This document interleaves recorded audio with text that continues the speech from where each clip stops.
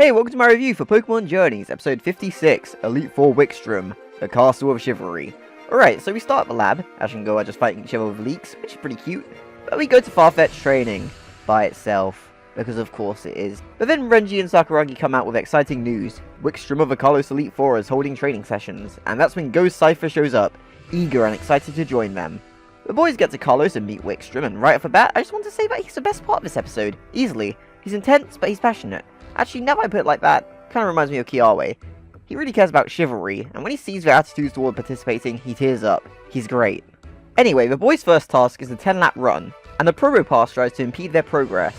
Cypher and Farfetch'd manage to power through it, and the boys follow suit, and they complete the laps. And again, Wikstrom tears up at their resolve as they overcome the adversity, and even though they might be tired, they want to keep going. And in the best moment of the episode, Aegislash gives him a cloth to wipe his tears away. It's hilarious, it's beautiful, I love it. Anyway, they're off to the Maze of Doubts next, a place to show off bravery, as doubts will hinder you on the battlefield. So work hand in hand with your Pokemon to overcome the traps. Go and Cypher get ready to work as a team, and Ash asks if Farfetch'd is ready to do it too, but it wanders off without him.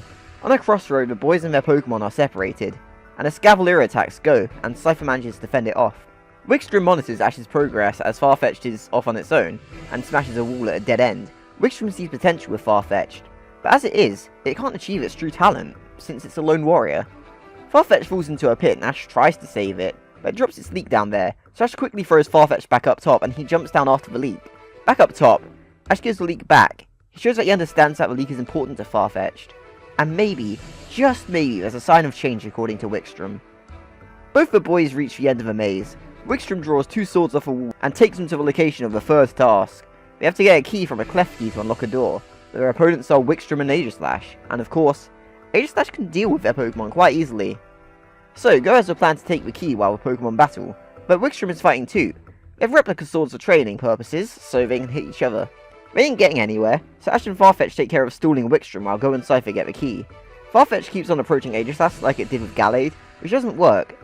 Go and Cypher blatantly have better teamwork than Ash and Farfetch'd do. Wikstrom pins Ash. Farfetch'd takes a look at Ash, which lets Aegislash get the jump on it. Ash mentions his belief in Farfetch'd, and Wikstrom goes to strike Ash.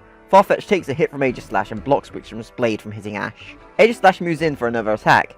However, in the moment, Farfetch'd learns Detect, and very abruptly, Go has the key. The boys and their Pokemon have Wikstrom's respect, and he awards them Night Medals. And one final twist is that Wikstrom helps Go evolve his Cypher into Scizor, which is very cool looking alongside Go. I love that a lot. So this episode was pretty neat. This is a nice way to give the boys an equal amount of focus. It doesn't feel like one's just along for a ride to service the other's goal, really. They're there for equal reasons. It's cool. I like that. I've already said that Wikstrom was the best part of this episode, and I stand by it. He is a complete joy to watch. Not only is he funny, but he's genuinely wise too, and he can recognise a weakness in an area that needs improvement. Plus he has his outlook on training and what's required with his code of chivalry and ways of being a knight. It's unique, and I really appreciate his presence. I think they did a good call excluding Pikachu from the action.